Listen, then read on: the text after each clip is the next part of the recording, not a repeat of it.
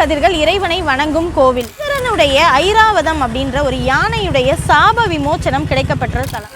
64 திருவிளையாடல்கள்ல 2வது திருவிளையாடல் இந்த கோவில்ல தான் நடந்தது. சிறப்பு என்ன, இந்த கோவிலுடைய வரலாற்று உண்மைகள் என்ன அப்படின்றத தான் நம்ம இன்னைக்கு இந்த வீடியோல நான் உங்க கூட ஷேர் பண்ண போறேன்.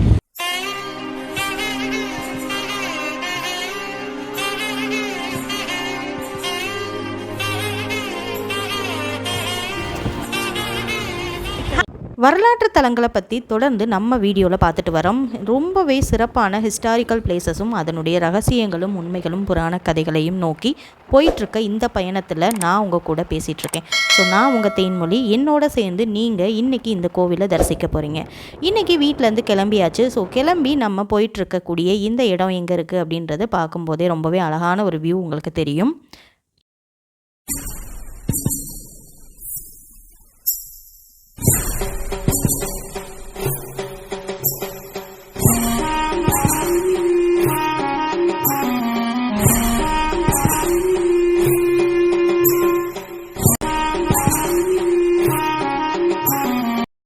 Hi friends, welcome back to our channel Vlog with Honey. இன்றைக்கி நம்ம எங்கே வந்திருக்கோம் அப்படின்னு பார்த்தீங்கன்னா மாரியம்மன் தெப்பக்குளம் தான். ஸோ இந்த மாரியம்மன் தெப்பக்குளத்துக்கு பக்கத்தில் நின்று தான் நான் பேசிகிட்டு இருக்கேன். ஸோ மதுரையில் இருக்கக்கூடிய பஞ்சபூத தலங்களில் நம்ம ஒவ்வொரு தலமாக வந்து நம்ம தொடர்ந்து பார்த்துட்டு வரோம். அந்த வகையில் நம்ம இன்றைக்கி வந்திருக்கக்கூடிய இந்த தலம் என்ன தலம் அப்படின்னு பார்த்தோம் அப்படின்னம்னா காற்று ஸ்தலம். ஸோ மதுரை தெப்பக்குளத்துக்கு பக்கத்தில் இருக்கக்கூடிய இந்த கோவிலை பற்றின சிறப்புகளை தான் நான் இன்றைக்கி உங்கள் கூட ஷேர் பண்ண போகிறேன். ஸோ இந்த கோவில் எங்கே இருக்குது அப்படின்றத நான் கீழே டிஸ்கிரிப்ஷனில் உங்களுக்கு டீட்டெயில்ஸ் எல்லாமே கொடுக்குறேன். ஸோ முன்னாடி இருக்க வீடியோஸ் நீங்கள் பார்க்கணும் அப்படின்னு நினச்சிங்க அப்படின்னா மேலே ஐகார்டு ஆட் பண்ணியிருக்கேன். ஸோ அதில் இதுக்கு முன்னாடி இருக்க பஞ்சபூத தலங்கள் பற்றிய வரலாற்று உண்மைகளை நீங்கள் பார்த்து தெரிஞ்சுக்கலாம். சரி, இன்றைக்கி நம்ம வந்திருக்கக்கூடிய இந்த கோவிலுடைய அடுத்தடுத்த சிறப்புகள் நிறைய இருக்குது.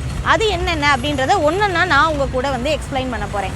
இன்றைக்கி நம்ம வந்திருக்கக்கூடிய இந்த ஆலயத்துடைய பெயர் என்ன அப்படின்னு பார்த்தீங்கன்னா அருள்மிகு முக்தீஸ்வரர் ஆலயம். ஸோ நிறைய பேருடைய முக்தி கிடைக்கும் தலமாகவும் இந்த கோவில் இருக்குது.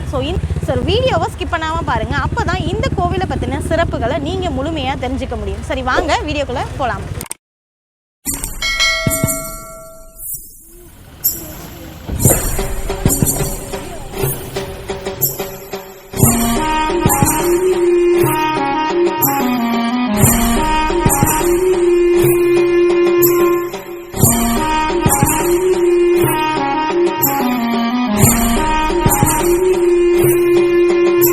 நம்ம இன்னைக்கு முக்தீஸ்வரர் கோயிலுக்கு வந்தாச்சு. நீங்கள் எனக்கு பின்னாடி பார்த்துட்டு இருக்கக்கூடிய இந்த அழகான கோவில் தான் அந்த முக்தீஸ்வரர் ஆலயம். இந்த கோவிலுடைய மெயினான மூலவர் யார் அப்படின்னு பார்த்தோம்னா முக்தீஸ்வரர் தான். ஸோ இங்கே இருக்கக்கூடிய மரகதவள்ளி அம்மையார் தான் வந்து இங்கே இருக்கக்கூடிய அம்மனார். கோவில் ரொம்பவே அழகாகவும் நேர்த்தியாகவும் இருக்குது.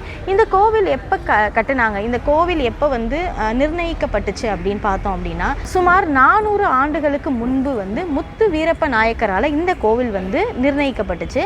உள்ளே நுழைஞ்சதுமே ரொம்பவே அழகான ஒரு நந்தி சிலை வந்து பார்க்கலாம். அவ்வளோ அழகான ஒரு நந்தி சிலை இருந்துச்சு. ஸோ இந்த நந்தி கிட்ட வந்து கிட்டத்தட்ட வேண்டுதல்கள் எல்லாமே வச்சு சிறப்பு பூஜைகள்லாம் நடந்துட்டு இருந்தது. மக்கள் வந்து என்ன வேண்டுதல் இருக்கு அப்படின்னாலுமே அந்த வேண்டுதல்களை நந்தியோட காதுல சொல்றது வழக்கம்.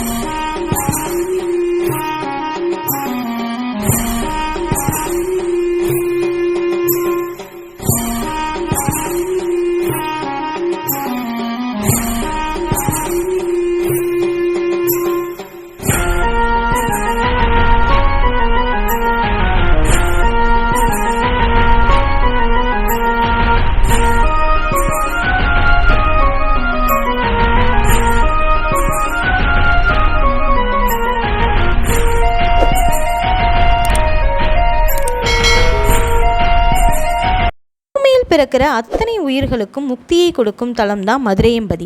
இந்த மதுரையம்பதி ஜீவன் முக்திபுரம் அப்படின்ற பெயராலும் அழைக்கப்படுது புராணங்களில்.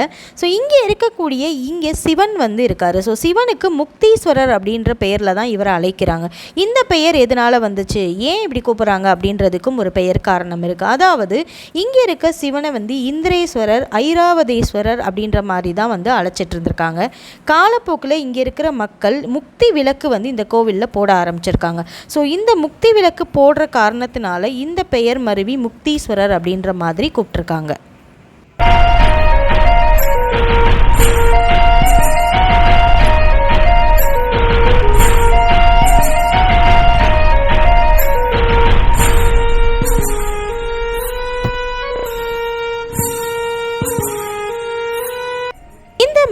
முக்தீஸ்வரர் ஆலயத்தில் இருக்கக்கூடிய அர்த்த மண்டபத்துக்கு மேலே ஏகாபத்ரி மூர்த்தி சுதை சிற்பம் இருக்குன்னு சொல்கிறாங்க. அப்படின்னா என்ன அப்படின்னா, பிரம்மா விஷ்ணு சிவன் இவங்க 3 பேரும் சேர்ந்த ஒரு அமைப்பு தான் இந்த ஒரு ஏகாபத்ரி மூர்த்தி சுதை சிற்பமாக இருக்குது.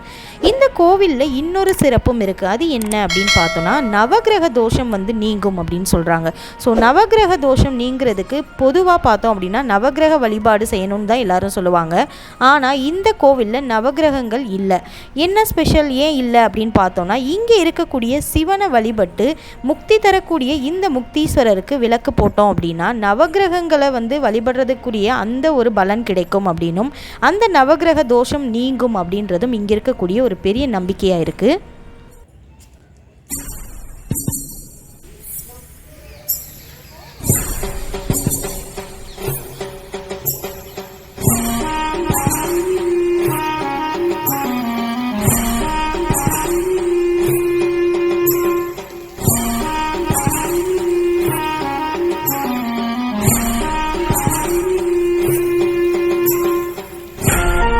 கோவிலுடைய தல விருட்சம் என்னவா இருக்குது அப்படின்னு பார்த்துடலாம். வில்வம், நெல்லி மரம், இலுவை மரம், மாவிலங்கை மரம். ஸோ இந்த மரங்கள் எல்லாமே இங்கே இருக்கக்கூடிய தல விருட்ச மரங்களாக இருக்குது. இதில் இன்னொரு ஸ்பெஷல் என்ன அப்படின்னு பார்த்தோம்னா, இப்போ நீங்கள் பார்த்துட்டு இருக்கக்கூடிய இந்த விநாயகர் தான். ஸோ இந்த விநாயகர் வில்வ மரத்துக்கு கீழே ரொம்பவே அழகாக வீற்றிருக்கிறாரு. இந்த விநாயகருடைய ஸ்பெஷல் என்ன அப்படின்னு பார்த்தோம்னா, 48 நாட்கள் தொடர்ந்து நம்ம வேண்டிக்கிட்டு இந்த விநாயகருக்கு விளக்கு போட்டோம் அப்படின்னா உங்களுடைய என்ன வேண்டுதலாக இருந்தாலுமே நிறைவேறும் அப்படின்றது பயங்கரமான ஒரு நம்பிக்கையா இருக்கு.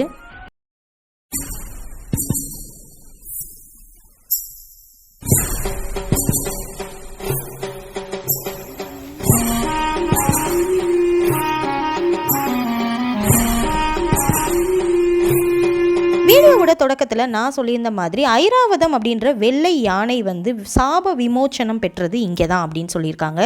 இந்திரனுடைய வாகனம் அப்படின்னு சொல்லப்படக்கூடிய இந்த ஐராவதத்துக்கு என்ன சாபம் நடந்துச்சு, எதனால இந்த ஒரு சாப விமோச்சனம் இங்கே கிடைச்சிச்சு அப்படின்னு பார்க்கலாம். அதாவது ஐராவதம் யானை இந்திரனுடைய வாகனம். ஒரு நாள் சிவபக்தராக இருக்கக்கூடிய துர்வாச முனிவர் சிவ வழிபாடு செஞ்சுட்டு சிவன் கழுத்தில் இருக்கக்கூடிய மாலையை பிரசாதமாக எடுத்துகிட்டு வந்திருக்காரு. எடுத்துகிட்டு வந்த இந்த மாலையை தேவேந்திரன் கிட்ட கொண்டு போய் கொடுக்கும்போது தேவேந்திரனுடைய வாகனமாக இருக்கக்கூடிய இந்த வெள்ளை யானை ஐராவதம் என்ன பண்ணுச்சு அப்படின்னா, அந்த மாலையோட அருமை தெரியாமல் அந்த மாலையை வாங்கி தன்னுடைய தும்பிக்கையால் சுழற்றி காலில் போட்டு மிதித்து அவமரியாதை பண்ணியிருக்கு. இதனால் கோபமான நம்ம துர்வாச முனிவர் அந்த ஐராவத யானைக்கு ஒரு சாபம் ஒன்று கொடுக்குறாரு. இந்த சாப விமோச்சனம் பெறதுக்கான வழியையும் அவர் சொல்லிடுறாரு. ஸோ இதுக்காக இந்த சாப விமோச்சனம் பெறதுக்காக தான் இந்த கோவிலில் சிவ வழிபாடு செஞ்சு இந்த யானை சாப விமோச்சனம் பெற்றிருக்கு. கிட்டத்தட்ட 100 வருஷமாக காட்டு யானையாக சாபத்தால் திரிந்த இந்த ஐராவதம் சிவ வழிபாடு நிறைய செஞ்சதுக்கு அப்புறமா ஐராவதமாக மாறி இந்திரன் கிட்ட போயிருக்கு அப்படின்னு சொல்லி இந்த புராண கதைகள் சொல்கிறாங்க.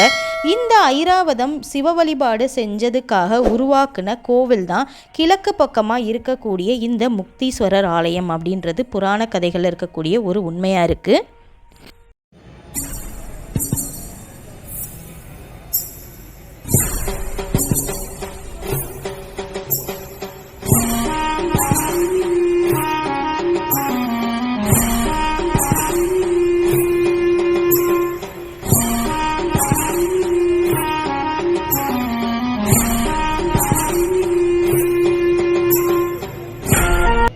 ஐராவத யானையை போலவே நாரைக்கும் சாப விமோச்சனம் இங்கே கிடைச்சிருக்கு. ஸோ இதனால தான் இந்த கோவில் நிறைய ஜீவராசிகளுக்கு முக்தி தரும் முக்தீஸ்வரர் ஆலயம் அப்படின்னு சொல்லிட்டு அழைக்கப்படுது.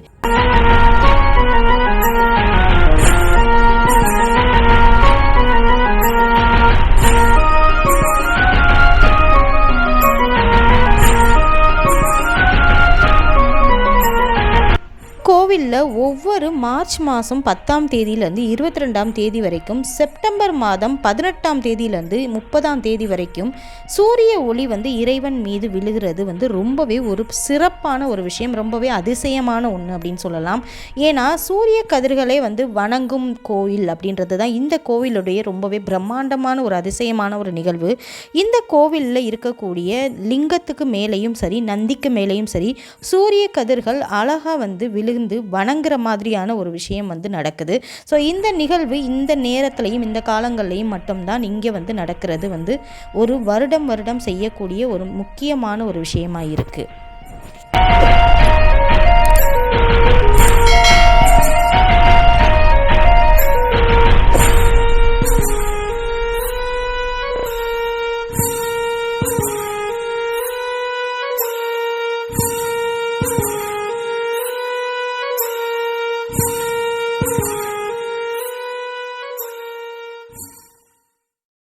கோவிலில் தட்சிணாமூர்த்தி சந்நிதி, விநாயகர் சந்நிதி, அப்புறம் துர்க்கையம்மன் சந்நிதி, முருகன் சந்நிதி, அதுக்கப்புறம் காலபைரவர் சந்நிதி, இந்த மாதிரி நிறைய தெய்வங்களை வழிபட முடியும்.